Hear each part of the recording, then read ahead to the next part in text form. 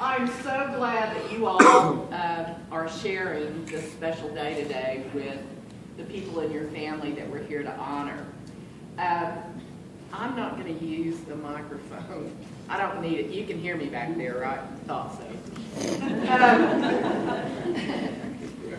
The graduates today will receive their robes that they will wear Monday night when they receive their degrees.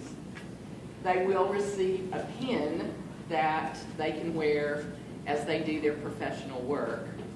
And they will receive a yellow rose. And so I want to tell you all, especially you kids, a little bit about why they're getting their robes and why they're getting their roses. Okay, see these funny robes that we're wearing?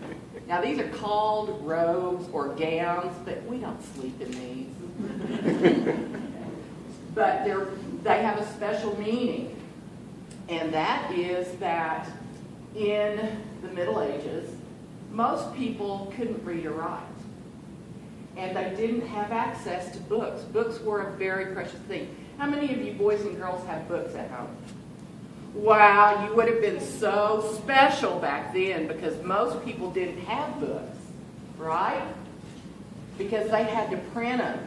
They didn't buy them, they had them printed, just drawn and printed, and it took a long time. And so those books were so rare and precious that the people who had them kept them with them all the time. How many of you all have backpacks? Well, before there were backpacks, there were things like this. And the reason they're this kind of icky black is because most of the people who could read and write were priests. Some of the princes and princesses and kings and queens, they could read and write, but most of the other people couldn't. So the priests kept their books with them in their robes, okay? And so, see this? That's where books fit. And this was like a backpack. And people who had these clothes on were known as people of letters because they knew how to read and write, right?